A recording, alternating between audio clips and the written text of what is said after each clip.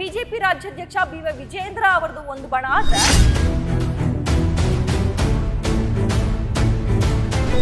ಬಸನಗೌಡ ಪಾಟೀಲ್ ನೇತೃತ್ವದ ಬಣ ಮತ್ತೊಂದು ಇದೀಗ ಆಕ್ಟಿವ್. ಗ್ಯಾರಂಟಿ ಗ್ಯಾರಂಟಿ ಗ್ಯಾರಂಟಿ, ಇದು ಗ್ಯಾರಂಟಿ ನ್ಯೂಸ್. ಸುದ್ದಿ ಖಚಿತ, ನ್ಯಾಯ ನಿಶ್ಚಿತ. ರಾಜ್ಯ ಬಿಜೆಪಿಯ ಬಣ ರಾಜಕೀಯ ಸದ್ಯಕ್ಕಂತೂ ಅಂತ್ಯವಾಗುವಂತಹ ಸೂಚನೆಗಳು ಕಾಣ್ತಾ ಇಲ್ಲ.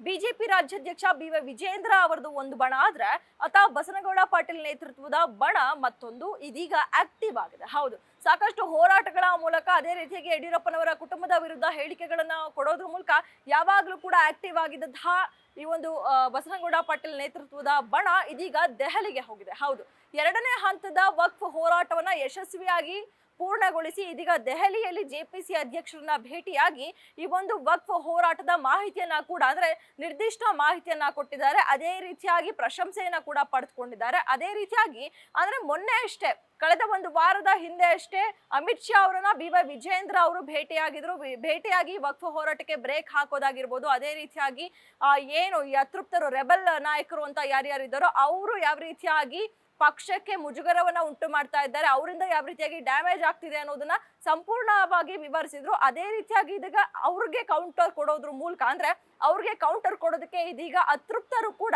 ಅಮಿತ್ ಶಾ ಅವರನ್ನ ಭೇಟಿಯಾಗಿದ್ದಾರೆ. ಅಮಿತ್ ಶಾ ಅವರನ್ನ ಭೇಟಿಯಾಗೋಕ್ಕೂ ಮೊದಲು ಕೇಂದ್ರ ಸಚಿವ ಪ್ರಹ್ಲಾದ್ ಜೋಶಿ ಅವರನ್ನ ಕೂಡ ಭೇಟಿಯಾಗಿದ್ದಾರೆ. ಅಂದ್ರೆ ಪ್ರಹ್ಲಾದ್ ಜೋಶಿ ಅವರು ಕೂಡ ಒಂದು ಹೇಳಿಕೆಯನ್ನ ಕೊಟ್ಟಿದ್ರು, ರಾಜ್ಯಾಧ್ಯಕ್ಷರ ಬದಲಾವಣೆಗೆ ಚುನಾವಣೆಯನ್ನ ಮಾಡಬೇಕು, ನೆಕ್ಸ್ಟ್ ರಾಜ್ಯಾಧ್ಯಕ್ಷರ ಆಯ್ಕೆಗೆ ಚುನಾವಣೆಯನ್ನು ಮಾಡಬೇಕು ಅನ್ನುವಂತಹ ಹೇಳಿಕೆಯನ್ನು ಏನು ಕೊಟ್ಟಿದ್ರು, ಆ ಚುನಾವಣೆ ಅಗತ್ಯ ಎನ್ನುವಂತಹ ಚರ್ಚೆ ಕೂಡ ಇದೀಗ ರೆಬಲ್ ನಾಯಕರು ಪ್ರಹ್ಲಾದ್ ಜೋಶಿ ಅವರ ಬಳಿ ನಡೆಸಿದ್ದಾರೆ ಅನ್ನುವಂಥದ್ದು ರಾಜಕೀಯ ಮೂಲದಲ್ಲಿ ತಿಳಿದು ಬರ್ತಾ ಇರುವಂತಹ ವಿಷಯ. ಅದೇ ರೀತಿಯಾಗಿ ಇದೀಗ ಅಮಿತ್ ಶಾ ಅವರನ್ನ ಭೇಟಿಯಾಗಿ ಬಿ.ವೈ. ವಿಜೇಂದ್ರ ಅವರ ವಿರುದ್ಧ ಸಾಲು ದೂರುಗಳನ್ನ ಕೊಟ್ಟಿದ್ದಾರಂತೆ.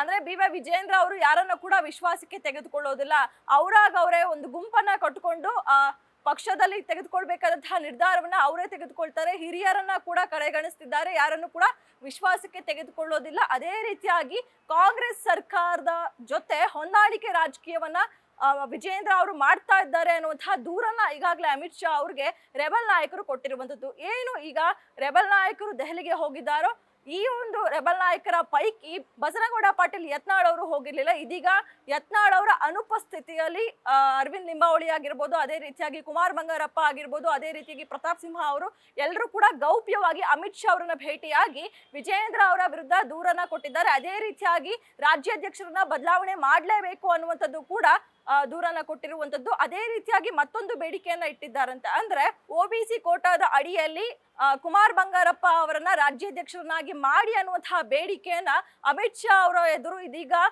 ರೆಬಲ್ ನಾಯಕರು ಇಟ್ಟಿರುವಂತದ್ದು. ಅಂದ್ರೆ ಇದೀಗ ಒಬಿಸಿ ನಾಯಕರಾಗಿ ಸಿಎಂ ಸಿದ್ದರಾಮಯ್ಯ ಅವರು ಕಾಂಗ್ರೆಸ್ ನಲ್ಲಿ ಮುಖ್ಯಮಂತ್ರಿ ಆಗಿದ್ದಾರೆ.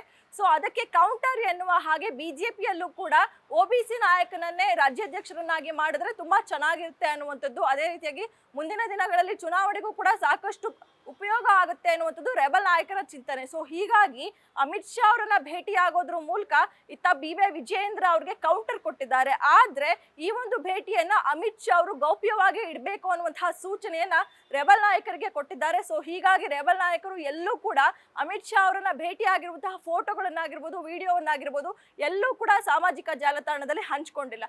ಇತ್ತ ರೆಬಲ್ ನಾಯಕರು ಕೂಡ ಬಿ.ವೈ. ವಿಜೇಂದ್ರ ಅವರ ವಿರುದ್ಧ ದೂರನ್ನ ಕೊಟ್ಟಿದ್ದಾರೆ. ಇತ್ತ ವಿಜೇಂದ್ರ ಅವರು ಕೂಡ ರೆಬಲ್ ನಾಯಕರ ವಿರುದ್ಧ ದೂರನ್ನ ಕೊಟ್ಟಿದ್ದಾರೆ.